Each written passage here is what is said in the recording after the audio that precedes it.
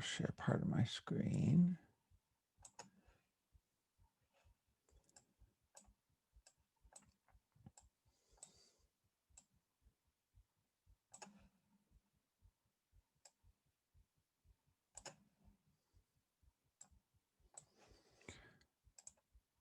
Okay. So we don't need to see the screen at that moment. So first of all, thank you guys for joining me. I have tried this year. I think I explained in some of the publicity for the course and the invitation for it. I've tried this year to make everything really accessible. One, because it just felt right for the way that this year has panned out, that if there's anything useful that I have to offer that is helpful for anybody, I wanted to make sure that it got to whoever might want it. And then at the same time, you know, it's kind of been a framework where I've been offering some optional offerings for people that wanted to take me up on them. And I want to thank all of you that do take me up on them when you have the opportunity to, because it helps me to keep everything accessible for everybody. But I understand, you know, that that's not always possible for all of us, but in the spirit of wanting to make everything very accessible for, as I said, anybody that might be able to find it useful, I wanted to make this and my course that I did around Venus's retrograde and Mars's retrograde accessible to everybody. A little bit about myself, just so you know who the hell I am and why the hell I'm doing this, is I'm sort of a, I have two major things that have influenced my life. One was being quite odd, which I think a lot of us probably share share that. I grew up around a lot of people who believed in alternative forms of healing, but also conspiracy influenced people, as well as people who were very into ideas of around alien influence and human life. This was my childhood. And so naturally, I became really interested in anthropology because I was interested in how people made sense of the world and navigated the world that they were involved in. And it was mainly through being involved, again, as I said, from a young age, seeing people whose worldview and perspective was very different than the mainstream. It got me interested in thinking about, you know, how we make sense of the world. And so my academic background is in anthropology, and I had dreams and aspirations of pursuing a further degree in that outside of undergraduate, but you know, the world had different plans, and I ended up becoming an educator. And I was a teacher. I've worked with children and adults for about 10 years, until most recently I made the plunge 3 years ago to take my passion for astrology on full time, and gave birth to Cunning and Spoke as a thing, and have been doing that professionally for the last 4 years. So I owe a lot, though, for those of you that are, I think many people that may be interested in the material I'm working with now do have a mutual involvement in Rune Soup. And if you're not familiar with Rune Soup, Gordon White is an amazing person in and of himself, but also has created a really lovely community of people, of which I, you know, at some point I was really happy that I didn't go get a PhD in anthropology, because I found Rune Soup and it was sort of like my version of trying to get the a version of a PhD in things that I was really interested in. And I think that that community of people, as well as the broader astrological community, has really uh, fed me a lot in the last, I would say, 3 to 4 years. Currently, I am the chairperson of the Scottish Astrological Association, which is kind of the other group of people that I really have learned a lot from and been able to participate a lot with. And some of this material is stemming from a presentation that I gave back in April to the Scottish Astrological Association, but then has been modified to take on a new direction that I was really hoping to move into. So as I promised, this course is going to serve a little bit as an introduction to various approaches to mundane astrology, as well as an exploration of some of the big key players in the astrological terrain of 2021. The presentation that I gave looked at the outer planet motion for the entire decade of the 20s. And so what this is a piece of is trying to look more closely at what's going on throughout 2021. And so what we're really wanting to look at is some of the larger outer planetary cycles that are taking place and how particular alignments catalyze the potentials that are expressed within them. However, one thing that I really wanted to try to move us towards, and I think this will become clearer as I talk about it, is I'm trying to understand how I, as an astrologer and also as a practitioner of magic and of divination, um, begin to work in a more participatory way with the sky.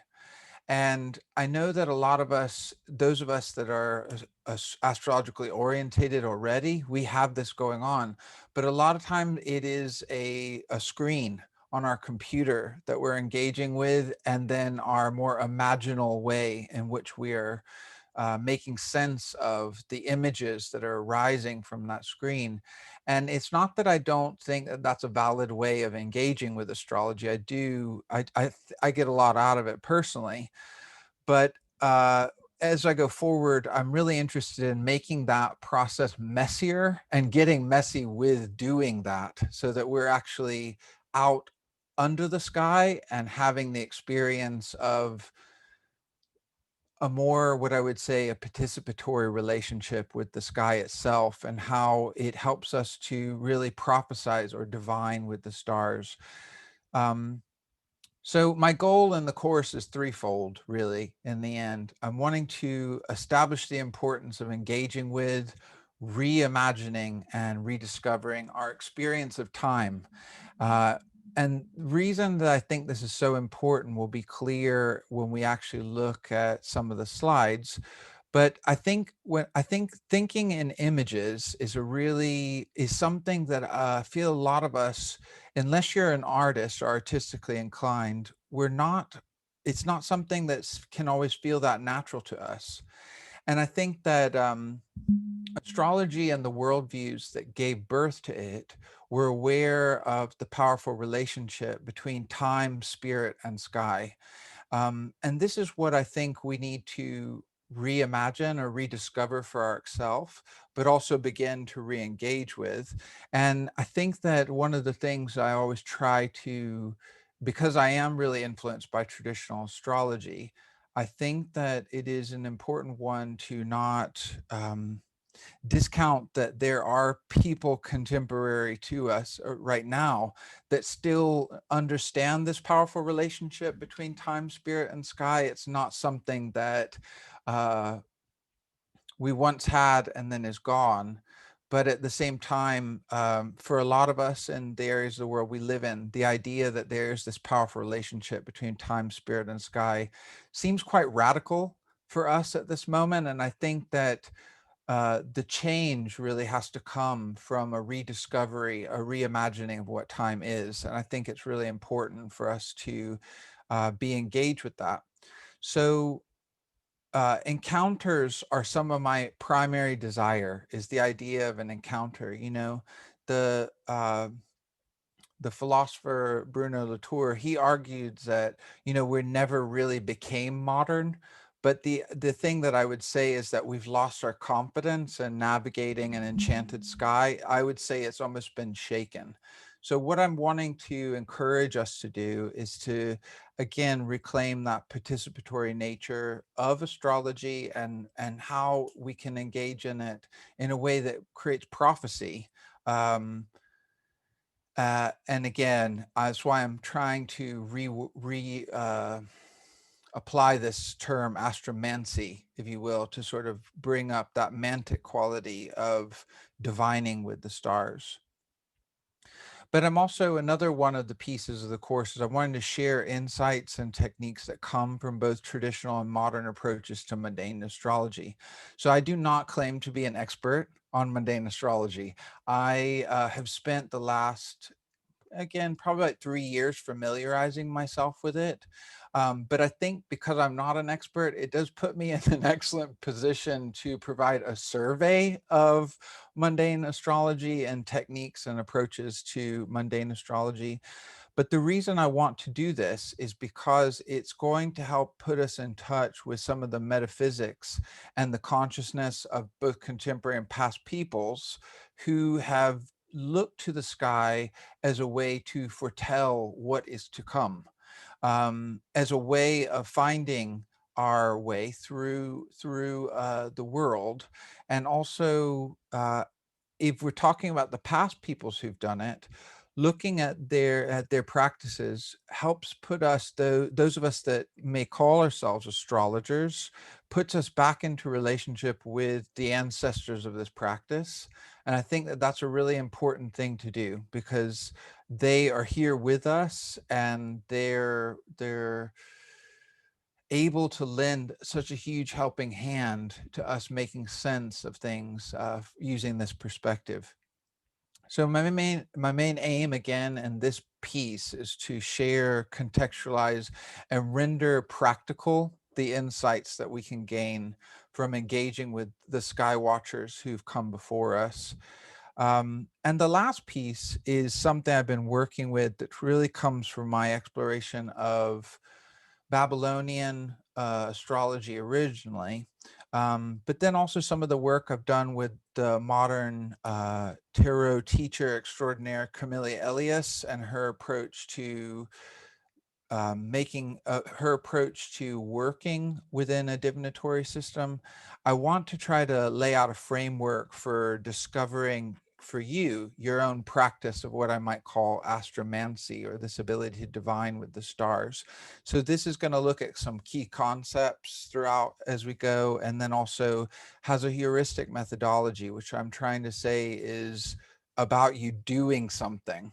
It's not it won't be good enough with it. It's fine if you want to just approach it from a conceptual piece, but I think the real work of it is going to happen when you actually apply it and see what happens for you. So that's the main outline of what I'm wanting to try to accomplish, with the course, and we'll see how it goes. Um, So, with that said, I wanted to begin with a quote from Agamben, um, and some of you may know this quote. It comes from a text called Infancy and History on the Destruction of Experience.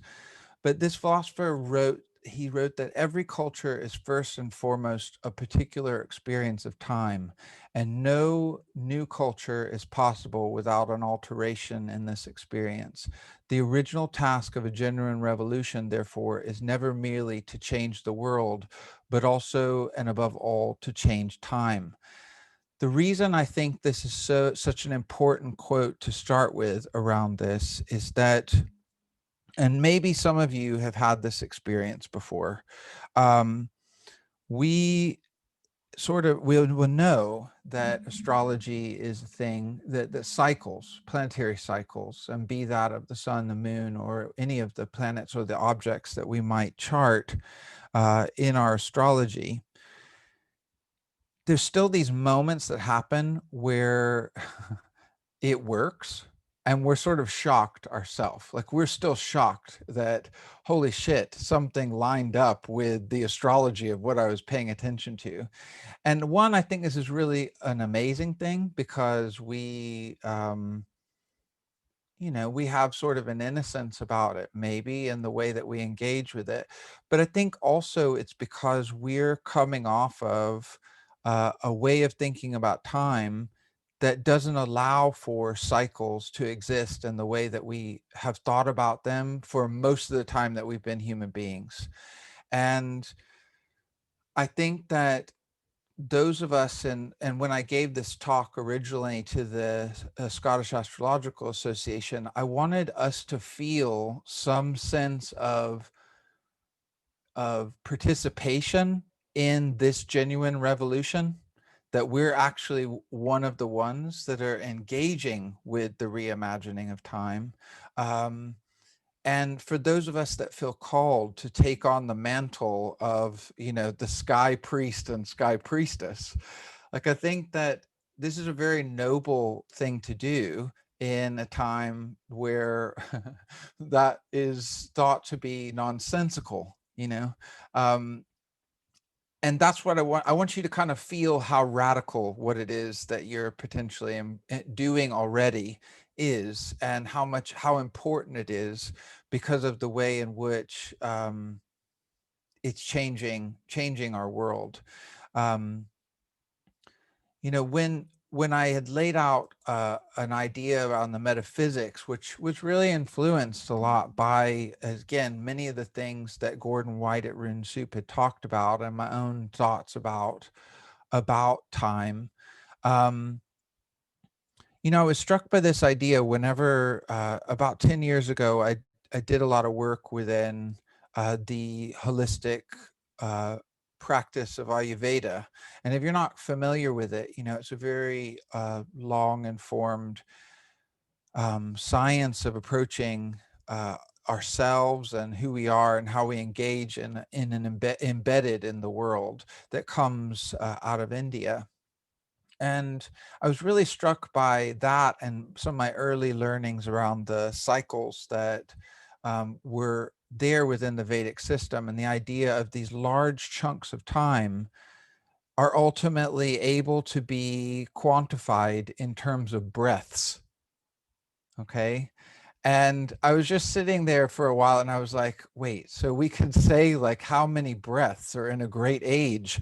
That blew my mind, that we could think about that, or quantifying a human life in terms of breaths, for example. And this got me thinking about how, how fundamental this cycle is of breathing, and how the ebb and flow of what it is so important. And I think that what we have is an idea that with pattern, if we want to think about it, it's an unfurling process that's going on. And our ability to engage in pattern recognition, and also the logic of patterns and of cycles, is pretty fundamental to astrology as a model. And but fundamentally, I think that wayfinding is all about being able to be so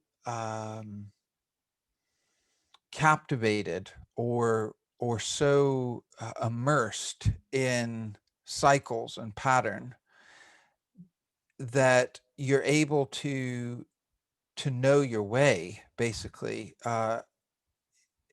And I think that this is something, again, that has kind of been lost because of the way that many of us have had to engage in linear process in terms of linear thinking. That the idea of things being able to fold in on themselves or unfurl is something that we don't always immediately respond to in a really natural and intense way. So I think part of it is about returning to that. And the other piece is around, I think, engaging authentically. And I was speaking to someone yesterday who is another a student of anthropology, and talking particularly about how we engage in cultural comparison in a way that is not appropriating. And I think that, in terms of looking and having an encounter with other cosmologies and other ways of making sense of the world. I think that there is a way to do that by allowing the truth of cosmologies as a storehouse to be able to to be able to impact your life in a way that is important. And I think, again, the idea from, say, again, social science perspective around around astrology would basically say that it is a culturally specific way of making sense of the world. That's what astrology is. It's like but the thing that I think is really important to let sit by itself is that you it's an easy step for somebody to use this as a way to say, therefore it is just made up.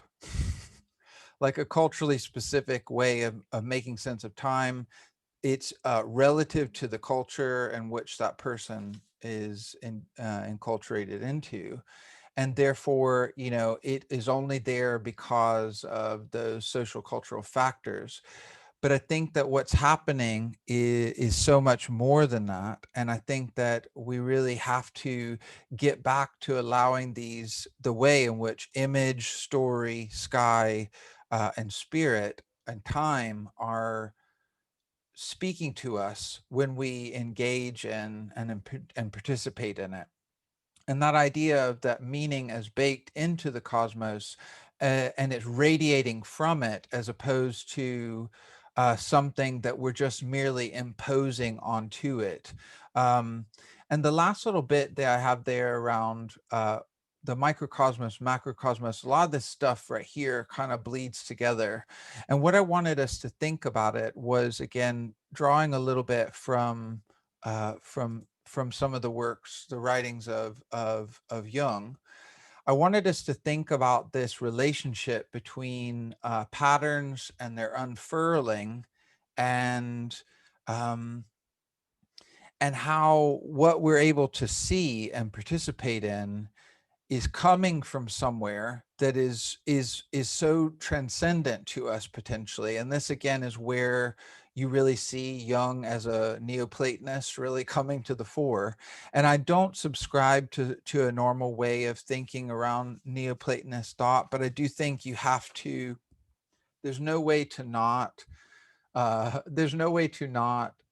understand that the form of astrology that we have really inherited in the West is very much informed by Neoplatonism.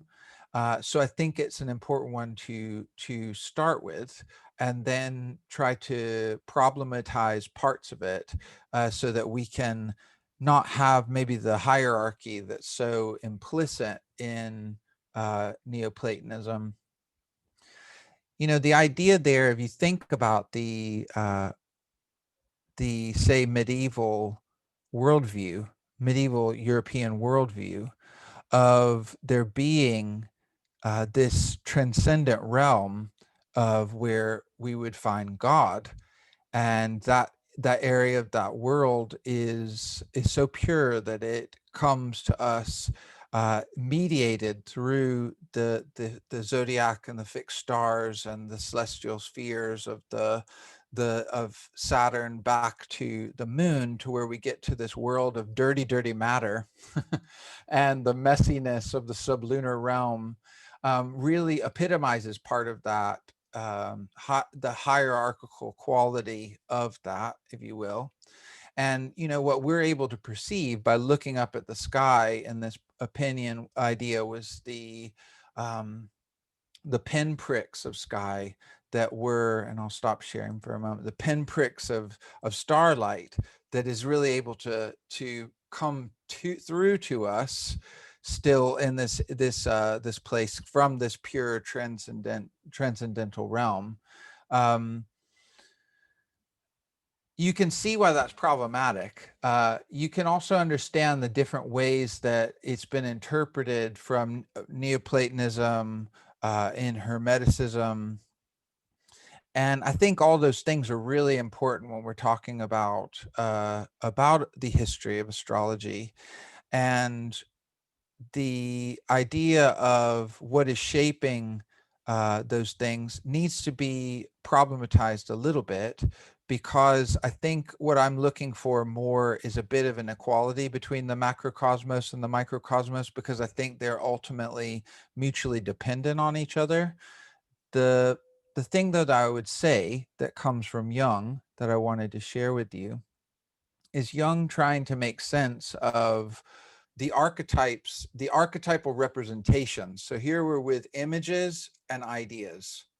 So I think that this is a really important one when we're thinking about astrology, because the zodiac, the planets, and the fixed stars even are images and ideas. And they are storied as well. They're interacting with one another, and they are multifaceted and multivalent. So there again, we're with the archetypal, if we want to think about it this way. So the thing though is that the archetypes that the representations of the archetypes that we're able to perceive, these images and ideas, in some of the writings of Jung, he is clear, he says not to mistake them with archetypes as such. The idea that is that for him, we couldn't actually get to the pure archetypal form. It was always mediated to us by the unconscious, you know? And so so the idea of these archetypal representations, they're varied structures, and for him they all pointed back to one essentially irrepresentable basic form.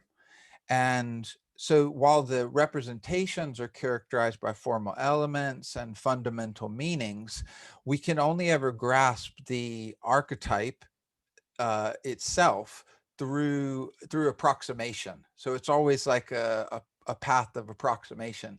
And this thinking in images is something that I think human beings historically have been really good at, you know. But a lot of us have lost the ability to think in this looser, more holistic way. But this is kind of what's required of us. If we move into this way of thinking, we have to start to think in a more holistic, messier, imagistic way. He goes on to talk about how, you know, for him, the idea, he was always trying to reconcile psyche and matter. And I think that that's something that is ongoing in our world even now, and something that we're starting to maybe get closer to really trying to make sense of. But because for him, for Jung, because psyche and matter were contained within one and the same world, there was this idea that they had continuous contact with one another. And he believed that ultimately they rest on irrepresentable transcendental factors. And for him, it wasn't only possible, but he said, but fairly probable even, that psyche and matter are two different aspects of one and the same thing. So I bring that up because here we're talking about planets, you know, which we know have a material existence. They're findable materially. We can go find them, you know, and this is what we have done. But at the same time, how is it that they could represent fundamental factors that are going on within the human psyche and within our world? How could there ever be some resonance between them and our world? Maybe is explained by something that is here, you know, in this relationship um, between the transcendental, the big thing, or the big things that are giving shape to the unfurling of those patterns. So something is moving those patterns. Something behind them is moving them. And it may not be possible for us to get but a glimpse of the big thing that's moving them. But I think that what we have access to, and what humans I think are actually quite good at doing, is engaging with the patterns, the pattern logic, and their unfurling in time as a way of finding our way through the world. And that's kind of the impetus for some of what some of what I wanted to talk about. So again, very brief, really quick, just whirlwind idea around the history of people engaging with these things. You know, again, even this is really problematic: prehistory, ancient, pre-modern, modern. But you know, we have this idea in coming from prehistory around embodied measurement, that again, we have that idea of the breath being a measurement of time, or the size of a hand being the measurement of something, for instance. And also the way in which there's an earth-sky relationship. It felt spontaneous, you know, to us, that it wasn't a question, really, that there was a relationship between the two of them. And the idea that there was a storied quality to what was occurring in the sky.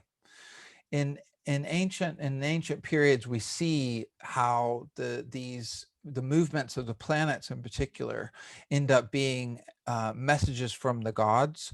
And what's arising at this time is a complex astrotheology, and that there's an intuitive sense of the physical world having an interiority, that could be sense, you know, a knowledge of the heart, a sense, if you will, of the interiority of the world.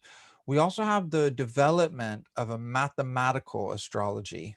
And this is where we get the rise of mundane astrology, specifically, but also the a lot of the horoscopic astrology that we're familiar with is coming out of this period. And what's interesting to me is that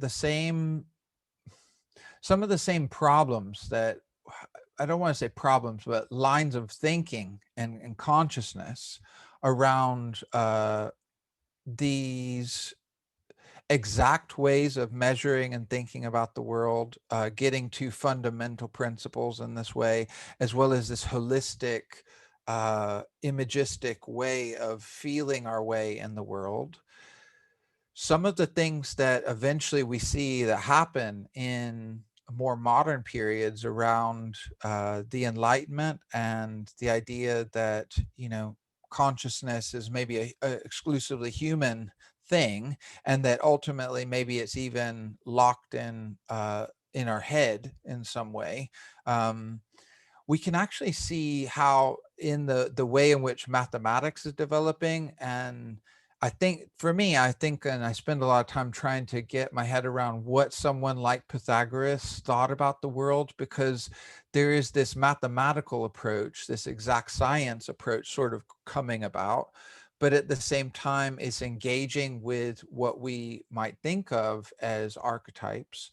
And these ideas of a larger way of feeling our way into sense making, that is kind of present at the birth of horoscopic astrology. So in some ways, I almost think of astrology as being, as we know it in the West, as being one of the children of the problems of how we look at things in exact ways and also engage imagistically with the world.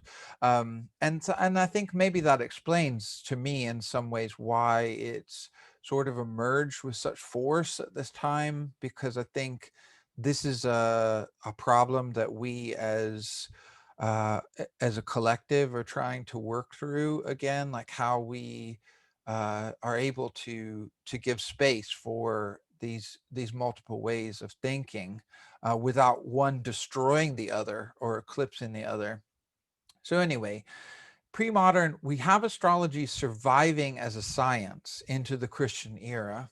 But in modern period, we have the blooming and the rise, the dominance of the exact sciences. Astrology becomes more of a cult or esoteric, to later emerge or be rediscovered, if you will. And there's been, as many people know, there's been a huge translation project over, I'd say, the last 15 years, of trying to fill in the gaps that kind of came to us from not having texts that were there, and that we know are there. But at the same time, for me, you know, some astrologers now have given up on what we might think of as the lineage of astrology that kind of came out of the Theosophical Society, like Dane Rudhyar. But what's so interesting to me, and I was thinking the other day and had a chat with the astrologer Michael Ofek, and I was talking with him a little bit about the doctrines of the moon. And in particular, the ancient doctrines of the moon are not something that have survived that much. We have some fragments, but we don't have a lot. But then you have someone like Dane Rudhyar, who really spent so much energy and time trying to reimagine the lunation cycle and what the lunation cycle might entail. And so for me, I don't think it's about just deferring to traditional interpretation or just deferring to modern interpretation. And any astrologer that you may know, and this is why I would again encourage you all to do this, is ultimately, and part of why I listed this Platonic forms, archetypes thing as being a blind spot at times, is because we can become so sure that we know what certain images mean that we are blinded to what they actually mean, because we're no longer realizing that we're once again with that sense of approximations of something that is essentially irrepresentable, especially irrepresentable in terms of specific language. I think that we're able to get to it more with metaphor than anything else. And again, through the language of images, we're able to gesture at it. And I might have lost my train of thought there, but the thing really being that that I think that, as you'll see as we go forward, I am interested in traditional astrology, but at the same time, I'm not attached to it, if you will. And I think that that's the whole idea of the model. This is the way that we can sort of begin to sit with the idea that ultimately astrology is a model. And I think that's where we get confused sometimes, if we think that it's not just a model, it's also a storehouse. It is a cosmology that offers us a storehouse, but at the same time it's a model. And this is why each especially consulting astrologers, they will come up with their own feeling for this, which is why if you ever sit with a bunch of astrologers, it's kind of it's kind of miraculous that we can even communicate with each other sometimes. uh, so let's see what I had left for you. Okay, so I wanted to turn our focus a little bit from some of that stuff to just talk about some things that are important, that are happening, that are afoot right now. And I think maybe what draws us a lot to the astrology of this moment is that we know that we're alive during a fundamentally important moment. And some of this, I'm just gonna look at it briefly today. And then, I'm sure we're going to have other chances for me to go into some more depth about it. But this is some conjunctions of importance that are coming from the work of Al-Kabisi. And hold on, and Al-Kabisi died in the first century. He died, or excuse me, in the 10th century.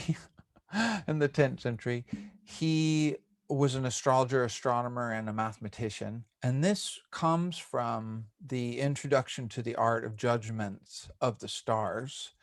And as far as I know, there are only 25 surviving Arabic manuscripts for this, but there are many, many Latin translations. And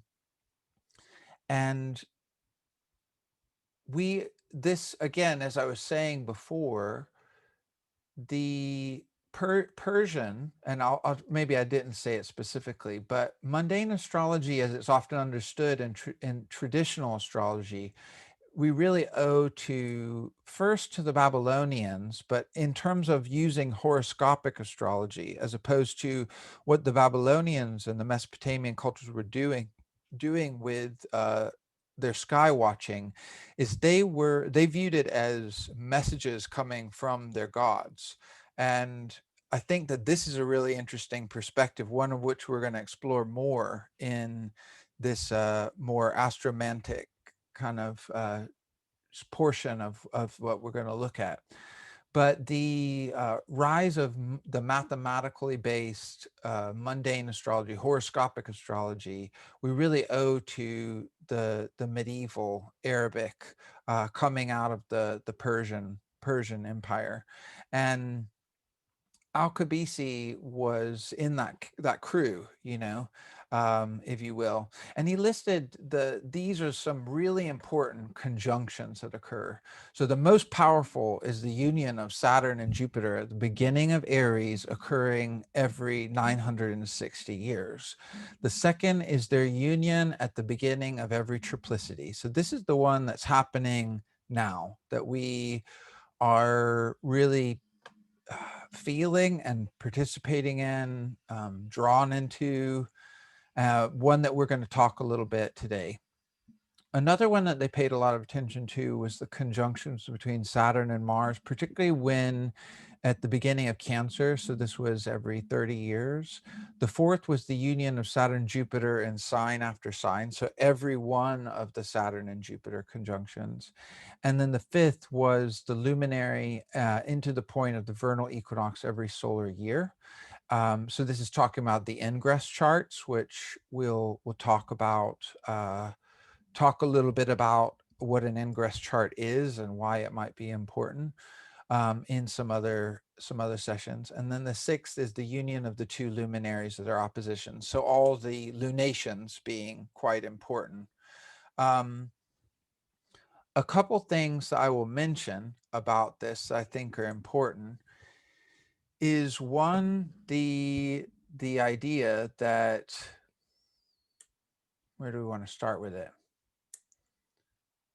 In traditional astrology, we could almost, I think it's Ben Dykes is the first person I saw, Dr. Ben Dykes. He was the first person I saw to really make this connection.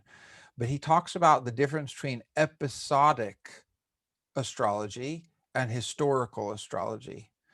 And what he meant by this was that if you look at sources like Ptolemy, and then and then also sources like Saul bin Bishr, Abu Mashar, Masha'Allah, Al-Kabisi, there seems to be a difference between the idea of standalone type events. And by that, I mean, so one of the categories of this might be something like an eclipse, where an eclipse cycle sort of initiates things that may not have a grand narrative to them. So they sort of, as the eclipse happens, it's sort of creating an opportunity for events to occur. But then when the next eclipse happens, it's not necessarily that next series of events is built off of what came before it. So Ben Dykes called this episodic. So it kind of is like when we watch a sitcom, it's the same cast of characters, but one day something's happening off the wall. We have no idea what, just because of the situation that's going on. And the next episode, we don't even remember what happened in that last episode. It's like a whole nother thing is going on at that point. So, and I'm not saying this definitive guideline to eclipses, but I'm just wanting to introduce this. Whereas something like the idea of the Saturn-Jupiter conjunctions, that this is historical astrology. And by that, what I mean is that we have cycles of history that are unfurling over time. So again, it's a little bit more in the larger system of the pattern logic that we're talking about, and that each segment, if you will, is built upon what came before, and they're all sort of folding in on each other as they move forward. So the conjunction of Saturn and Jupiter was thought to be part of this, and it was one of the most important ones in terms of, and it also factored very heavily into for the Islamic Arabs. It did factor a lot into their ideas of messiahs, and actually world religion being sort of stimulated at the time of these really important Jupiter Saturn cycles, but also around the way in which power and culture take shape in the world. So there's the other thing that I won't go into today, but if we're asking ourselves, what is mundane astrology?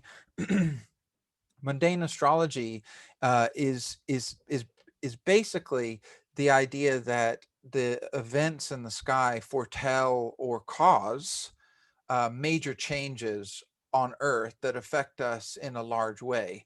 So now this can be meteorological. It can be the type of weather that we encounter, but it also can be the shape of culture and of society and of power.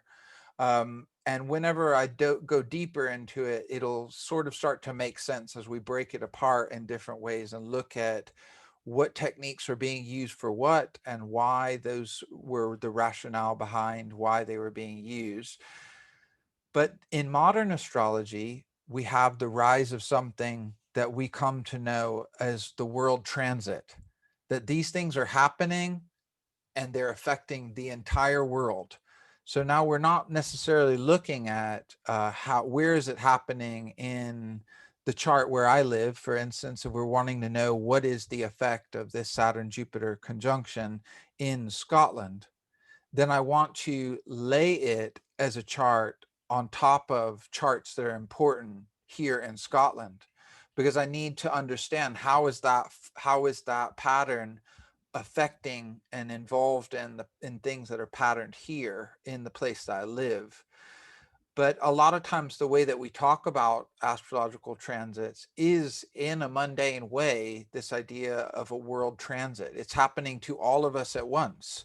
And so therefore we're trying to make sense of it using that imagistic language of astrology. What I want to say though about today, we're going to look at a very brief look at Jupiter Saturn conjunction and the big cycle there and why that's important for us. And then I also want to talk about Saturn Uranus square, because that's a big outer planet transit that is going on in terms of a world transit. Basic principle though I wanted to explore, again, not that it's fundamental to everything, but again, if we're talking about conjunctions, we're in this period of like waxing and waning. And this material I really owe most to a book that's very hard to get a hold of these days, called The Introduction to Mundane Astrology, I believe. I think it's just called Mundane Astrology. Nicholas Campion, if that's a name that you guys know, he was one of the ones that contributed to this book. And I think that what we can see is that as planets go through their individual cycles together, there is a process at which the conjunction leads then to the waxing, to the opposition, to the waning. So again, super basic, but I think it's an important one to think about. And obviously the archetype for this is the solar lunar cycle. So this is just important to draw attention to, that this is coming from the relationship between the sun and the moon, which may not be the only way to think about it, but it's the one that is kind of coming through in the system. The idea that the waxing phase of it is about growth, development, expansion, optimism, initiative, taking risks, exploring, and beginning. Whereas when we're in the waning cycle, there's something about decay or decomposition. distribution, dissemination. There may be a caution, like a sense of urgency, if you will, because something's coming to an end. There can simultaneously be a sense of conservation that is a part of this. Removal or contraction is something that's going on there. Now, we break it up a little bit more. If we break it up a little bit more, we have, and again, I'm just using the Ptolemaic aspects, so like the major aspects of the sextile, square, trine, opposition, and we could maybe call the conjunctions a little special case. It's not really an aspect, but it is a special case, isn't it? It's kind of like the beginning, if you will. So we have that idea of great conjunctions, being turning points in history. So we need to understand why that might be the case, and then we'll look specifically to Jupiter and Saturn. But also clusters of great conjunctions. And by that, we mean great conjunctions, any of those slow moving outer planets, be they the ones that we know classically or the ones that have come to us in the modern time, that clusters of them are often major turning points in history. And they're indicators of the level of stability of a period. So we know that right now there's a large degree of instability, and a lot of astrologers for a long time thought that this may be from the fact that Saturn, Jupiter, and Pluto were all hanging out in Capricorn together, and then having the very last bit of their waning cycle there until they had their conjunctions with one another. And then similarly, again, Saturn and Jupiter itself, that final bit of that being initiated as it moves into Aquarius. So really what we have to begin to do to make this work is understanding pairs of planets is a good way to start as a dual unity. So with the example of Jupiter and Saturn, I sometimes think of a good way to start to think of it is it's almost like those two planets form a conspiracy. And now we're going to talk about it in different ways, but this is one way of thinking about it. They breathe together for a moment and they reset their cycle. So what is it that they represent, is what we want to get at. So before I go into that, we kind of have the conspiracy or the seed, that the mysteries of death and rebirth happening, that new cycle being seeded. The waning sextile, we've got growth, establishment. There's like an active quality to it, and it's an optimistic quality often. And as it gets to the waxing square, and again, this is coming sometimes the idea of crisis, manifestation, challenge, because it's the new whatever is reseeded in that cycle is now trying to establish itself. So this is where it's a crisis of making that more manifest, if you will. The waxing trine being linked to flowering or things being accepted, while still there being some motivation behind it.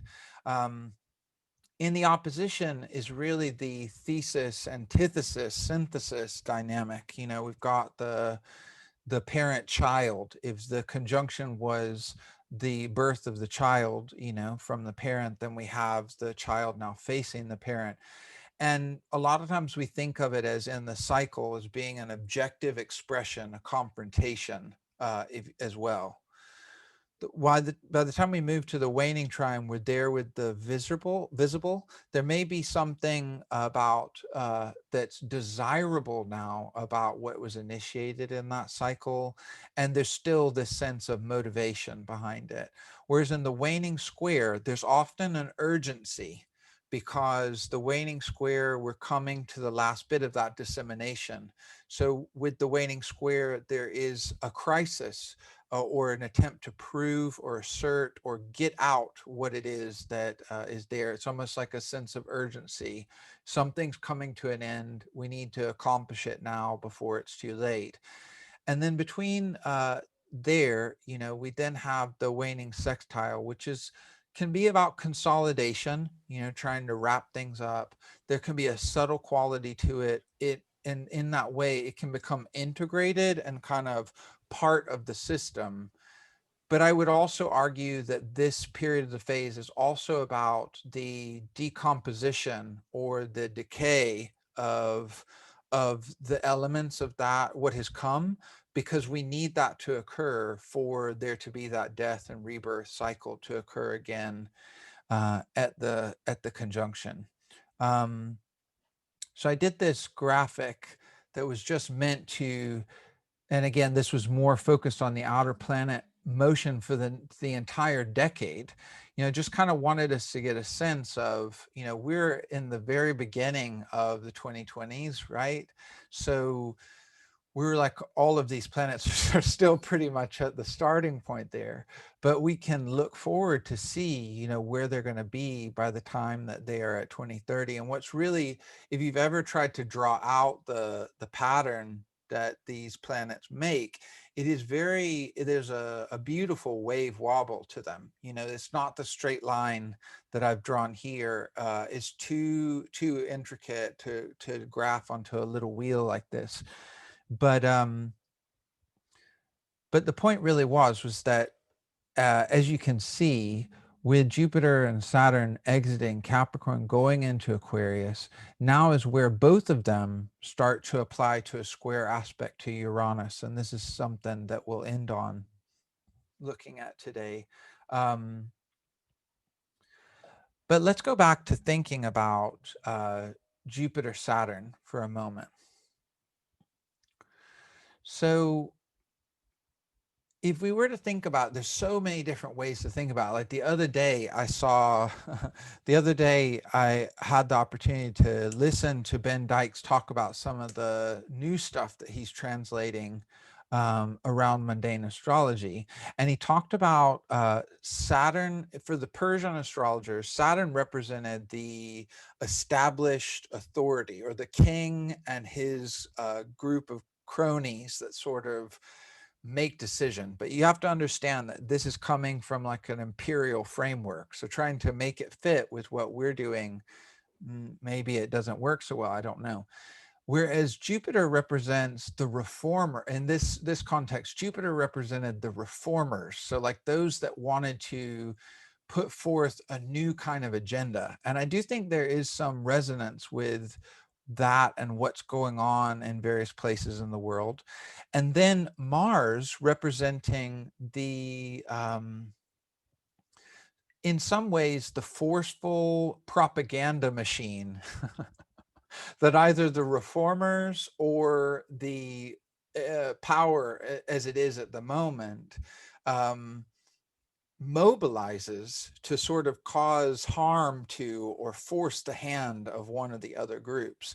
And what I love about that system, and which really speaks to the fact that that these astrologers saw many different groups, empires rise and fall within the periods of their life, they said that once those reformers, those Jupiterian,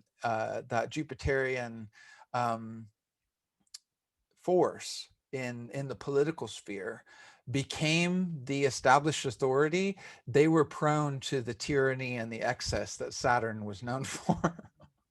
And so what I really loved about it was this idea that, the moment Jupiter becomes Saturn, then we're, that the things that we're all about, oh, we're making it better, now we're forcing you to be better and so it becomes inherently tyrannical. So I sort of enjoyed him talking about that, because I think that a lot of what people are afraid of right now is, as it relates to the Jupiter-Saturn cycle, people really want something to hang their hopes onto. We want to be able to see this as being something that will change our world for the good. Whereas with the Persian concept there, if we sort of squint at it, we see that the moment that those shapers for the motivation of good end up being the ones that are in charge, they're prone to the same extremes of control and tyranny that the last group was doing itself. So the reason I bring this up is because, not to tell you to abandon all hope and that it's just always, a never-ending thing, but more to say that I think what the Jupiter-Saturn triplicity change signifies is more of a rule change than a things get better or worse. It just means that they become different. And I think that this is something that we want to try to keep in mind as we move forward with it, because if we don't, this idea of our attachment to certain things, or our interpretation, again, of the archetypes, can kind of blind us from seeing what's really going on. So point being is that another way of looking at it, point being is that I want to present that one piece of it, which is that it's a change. What it means is important for us to get around. And I think lots of astrologers have been talking about for a long time about the Saturn-Jupiter conjunction. And I'll offer my own idea around it. But the basic idea for me is that it is a change, a major change in the way that we organize power and a way in which our social political structures are organized. But we can also understand another way using more modern concepts, which if Jupiter is what we have common value in, or what we believe in, or what we are hopeful for, and where Saturn is the more sober aspects of life, that reality principle that's producing concrete results and structures that endure, then we need to think about how Jupiter and Saturn is sort of, again, a conspiracy between what are our values and what are the structuring principles of our world.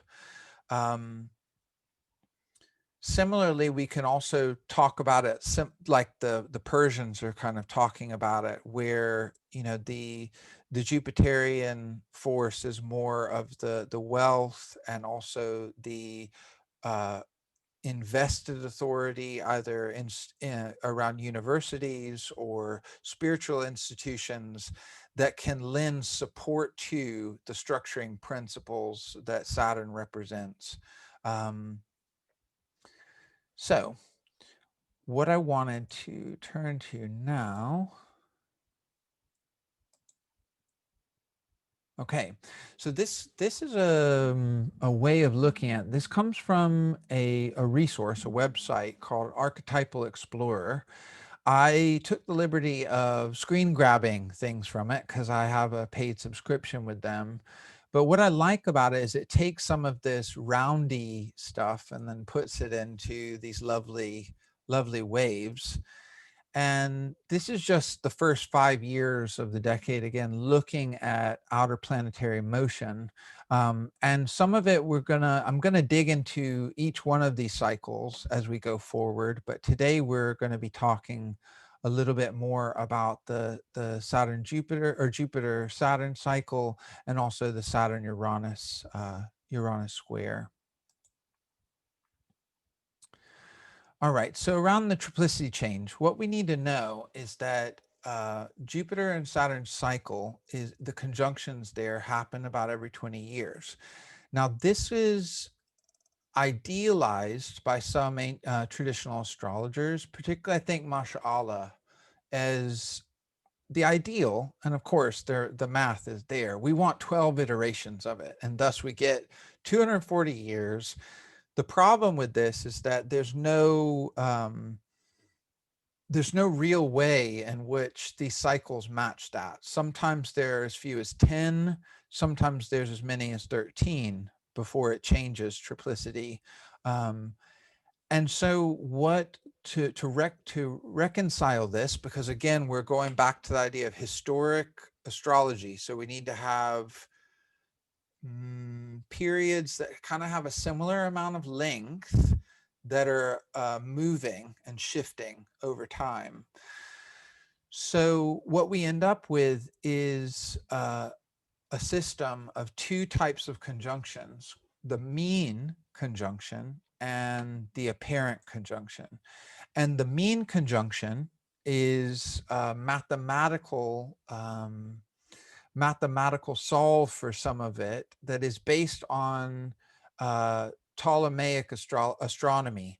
And so what it is that there's, like, we know there's, if we're in a geocentric perspective of the, if we're in a geocentric perspective of the world of astrology, then we've got the cycle of the planet going all around the zodiac, but then we've got its retrograde.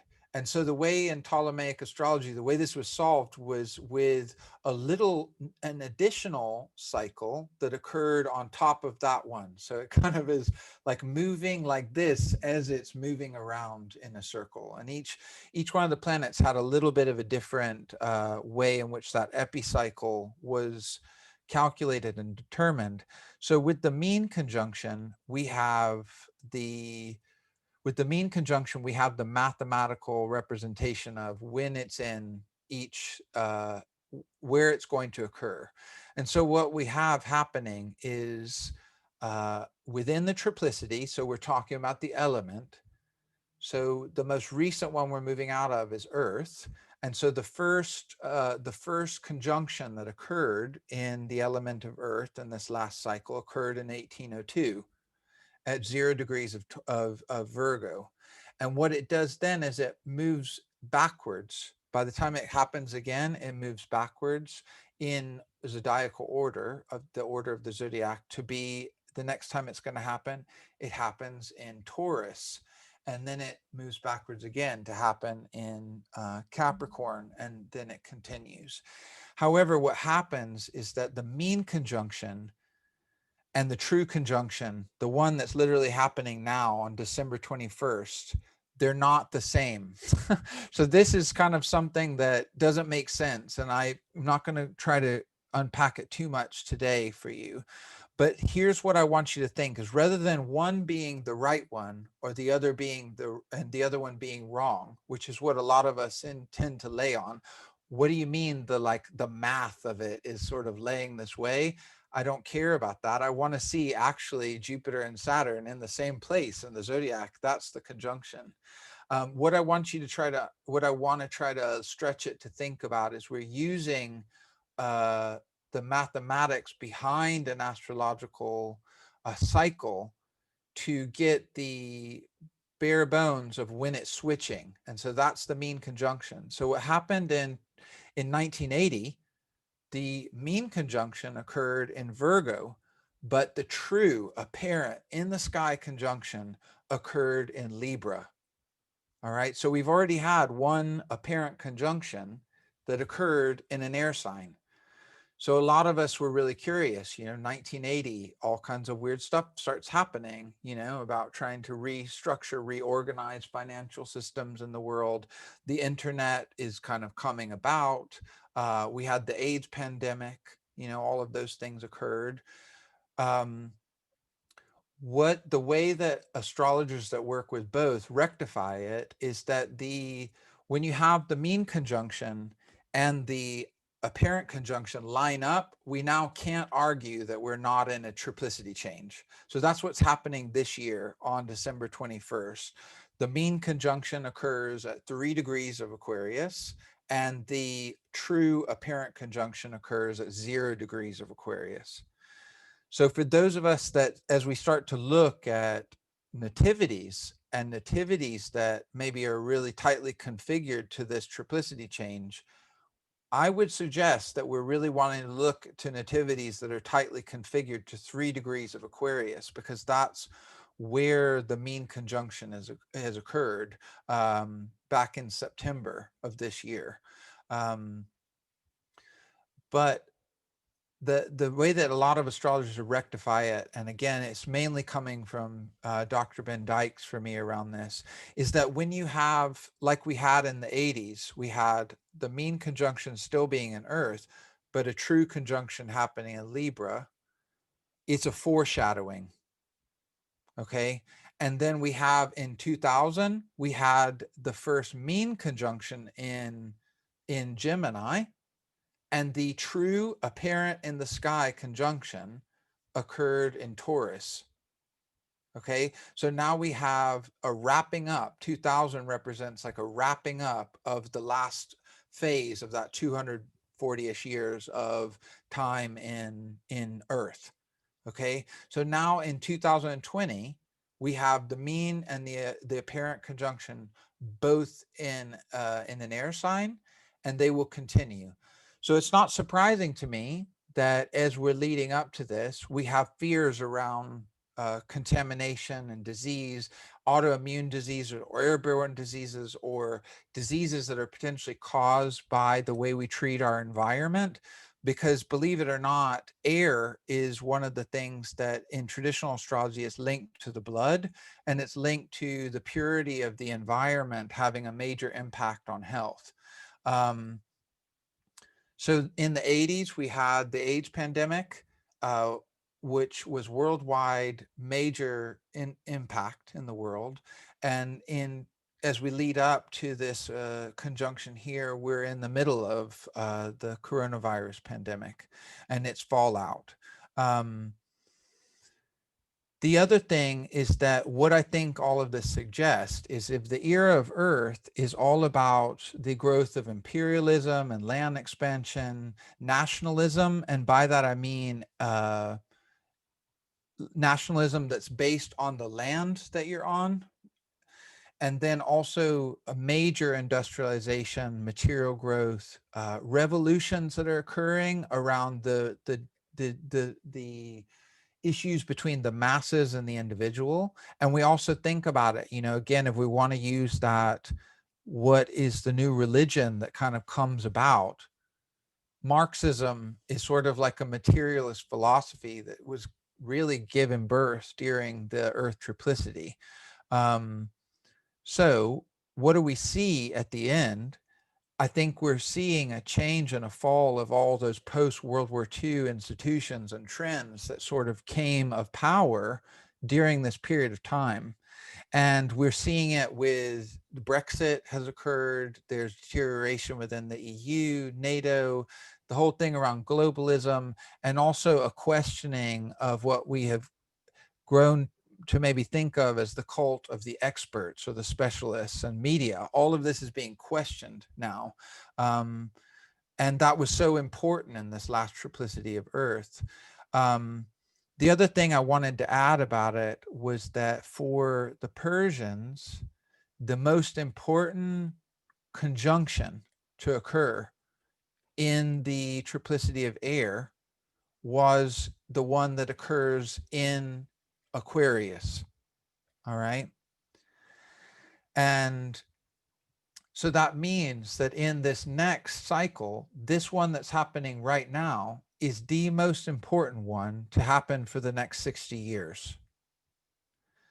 So I was thinking about it, like I'm like 30, I'm 37. So I was like, all right, so like 97-year-old JD. And that's something, again, that helps you start to really sit with the time scale that we're talking about. This moment is like the most important. And I think that in some ways, if we're again going back to it, a lot of modern astrologers have used interpretation of the triplicity itself, the element, to describe what's going on. And this is not the case for the Persian material that we see. We don't see them saying earth, therefore this, or air, therefore this. But we do see them placing a lot of emphasis on the mode of the sign, so the fixed quality, what the planet like Saturn, which is the lord of that sign, represents, those things being really important. I think you can stray into talking about the elemental quality, and we'll do some more looking back into the past to try to understand some of that as we go forward. But most of us have emphasized the way in which air behaves so differently than Earth. And by that, what I mean is that air has a malleability to it, and also uh, a dispersing quality as well. It tends to spread out. And so the one way that I've heard people talk about the big change, it's a bit like, oh shit, what's that? That's Hunger Games. Okay. Which is a horrible, I want to find like another way to talk about it, but I've heard a few astrologers talk about this, and I had thought about it when I was thinking about it. You kind of have, when the next game happens, you have like a whole new environment. So the environment changes, but based on the architecture, so in this case, we've got Saturn and Jupiter architecting a new world for us to inhabit. So what we need to get our head around is what is the shape of an era of air. And there's an astrologer that I think he's German, Schefflin, I think is his name. And I heard him speak this summer, and he and what I want to leave you with for this moment thinking about it is that the best thing that I can think to do is if we channel the mushroom.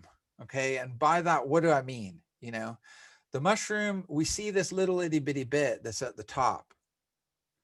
But what we don't see is all of this fibrous, interwoven connections of the mycelial that is below it.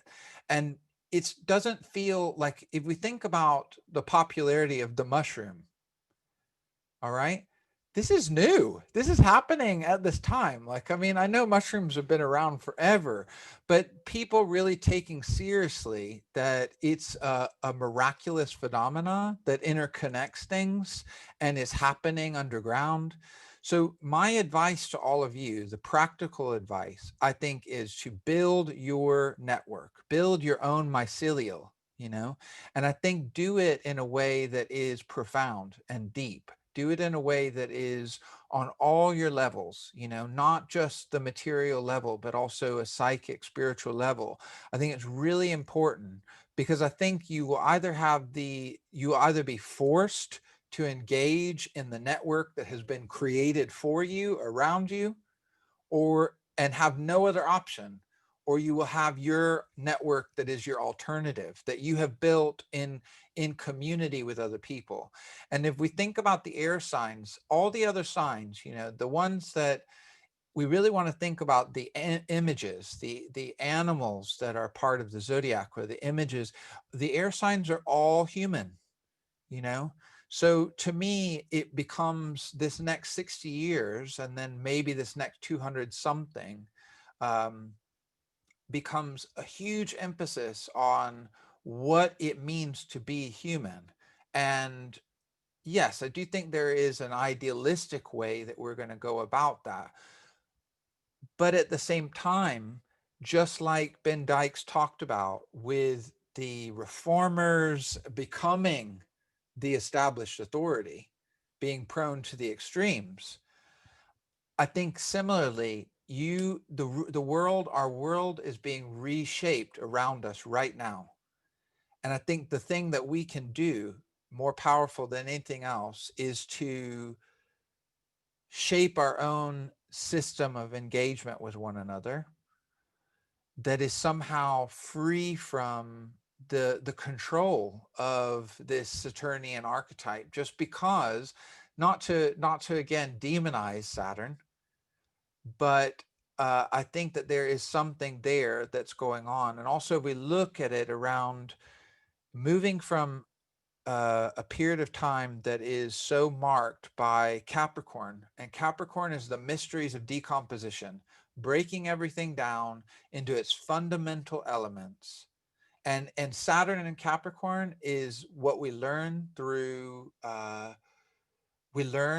suffering, is Saturn in Capricorn. Um, Now, Aquarius is a little bit more, or we learn through decomposition, I guess, if you will. Aquarius is a bit more, it's the diurnal sign of Saturn. So now we're in the building phase. We're in that phase of, now we've broken everything down to its prima materia. What are we going to do with it? So whenever I say this, I'm trying to lay it on multiple levels. One, there's going to be a remaking for us by those that feel like they know what the new shape of the world should be. And I think we are seeing that. And I don't want to make it about anyone's particular politics, you know, um, but Aquarius, Saturn, Aquarius definitely is solution orientated. You know, we've got problems, we need to fix them. And potentially some of the problems that we're facing aren't solvable. You know, they aren't solvable, and particularly not solvable in the way that we've been doing it for a long time. And the reason I bring that up is because I think that power will always attempt to reassert itself and protect itself.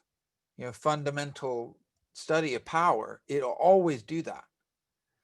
So, and that's why it goes back to the stuff Ben was talking about, where it's prone to those extremes because it will try to protect itself at all costs. Um, so again, I think this is where the onus is on us to do some of the deep work around the reimagining of the world in the shape of air and in the that's informed by Aquarius. I think we have to take it on ourselves to not allow the managerial class, whatever that means, to sort of tell us, well, we got the solution for you. You just listen to me and I will make it happen for you. I think we also need to sit with that ourselves. What do I think needs to occur now? And what can I do, even if it's in small ways, to create the network that enables that to come about in my life?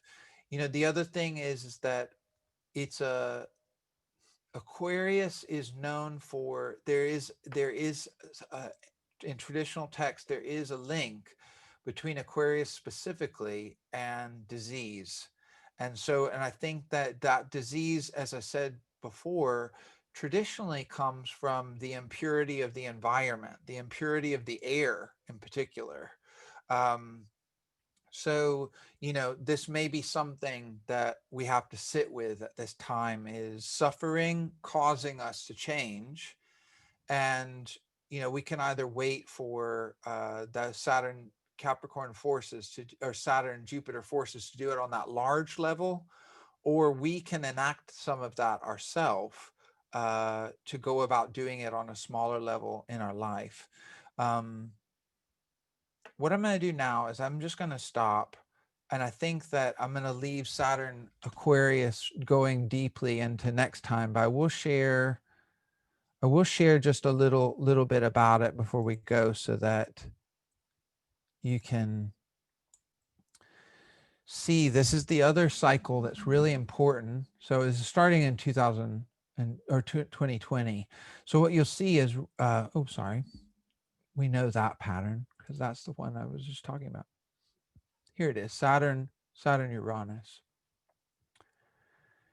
So we see that this wave, this is the square, and this is the sextile between them. And what's interesting about this one is that in modern mundane astrology, we have Saturn representing a more conservative force, and we have Uranus representing a more radical force, or one that wants to free us up. Many modern mundane astrologers have thought about Uranus as being linked, because its discovery is so linked to like the French and the American Revolution, but also the philosophies that sort of justified free market economies and types of things that do become really fundamental to the way that capitalism works. And I know that sounds really odd because we often think Uranus is going to be more radical than that. But one thing I would say is that just squinting at this, because maybe that's the best way to do it, I do think that the square is representing, because we have the slower planet Saturn approaching Uranus to reset that cycle.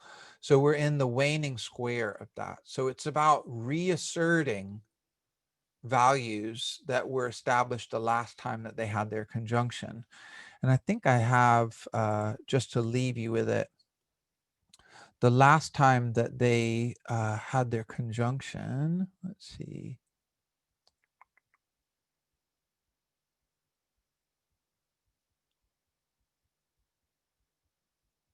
Yes, was in Aries. So again, the idea there is this happened in 2010 up to 2011.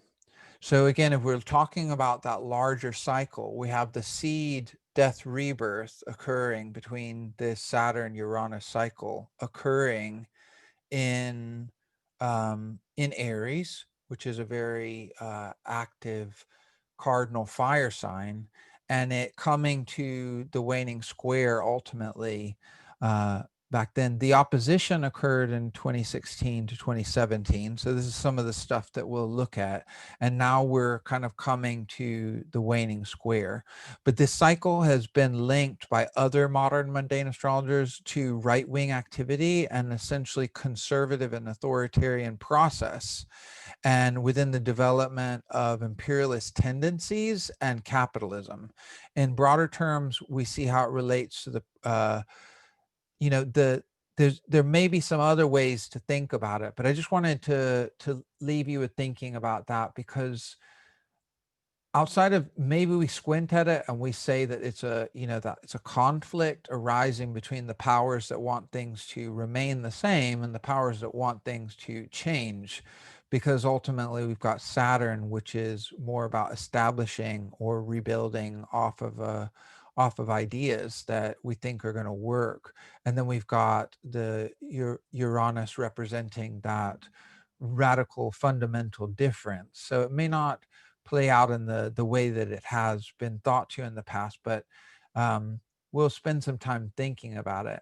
Let's see. No. So what we'll do is we'll end there, and I just wanted to see if anybody had any questions that they wanted to ask. You can either pop them into the chat or ask them on to, you can unmute yourself as well. I see a couple of comments. Rule change seems resonant. I envision the archetypes of gods and goddesses, a shift to the divine feminine. I already foresee this paradigm shift and will abuse, I already foresee this paradigm shift will abuse its power in ways similar to the patriarchy because it is still part of a binary model. Yeah, Daniela, I think that that's an interesting thought. I mean, I think the thing is around it is that, believe it or not, some of my biggest senses of like the return of the cyclic and the importance of what I would think of as a more receptive experience of time, and maybe speaks to some of what you're talking about there, being super linked to some of the stuff that's gone on in Capricorn, because I think Capricorn is like the big earth mystery of some of that stuff. Whereas, I think again, if we want to think about it, and this is again what I want to encourage us all to think, we all want everything, and I don't mean to patronize any of us. We all want things to get better. That's what we all want. And we're desperate to find the savior who's going to save us. And if we think about Saturn, Jupiter, it's historically been linked to the rising of some savior, and how good or bad they're going to be at saving us, I'm still out on that one, because I'm not wanting to commit until I understand some of the symbolism behind it, if that makes sense. And so I think that we don't have to look that far back into history, seeing what was thought to be at the time radical change ending up being tyrannical, and people who were at the forefront of those radical changes turning into the very people that empower tyrants. And so I think that, this is where I'm kind of coming from around it. I think there's the larger level of how it plays out. And then there's what I'd encourage us to sit with within ourselves, which is, how do we work with this ourselves? Because I think in some ways we want to have our own alternative. So as you're talking with that, I think that that really works well for thinking about how that paradigm shift is maybe taking place within your framework and within your way of doing it. So what I would encourage you to do is use that as a seed to start building that alternative. So if it is about moving outside of a binary model, then you build that network that is going to help that to thrive within this new world that we're a part of, if that makes sense, as opposed to hoping that the big people in charge are going to do that. That's all I was trying to get at. And then we had another, the air signs are human holding tools, Aquarius with water vessel, Libra with scales, except for Gemini. And I think you're right. It is, I think sitting with that idea of it being very human and very human value orientated, I think it definitely brings into question what is the human. And while it seems like an obvious thing, I think if we are going to become a multi-planetary species, during the era of air is a perfect time for that to probably happen. Does anybody else have any other questions or comments that they'd like to bring up?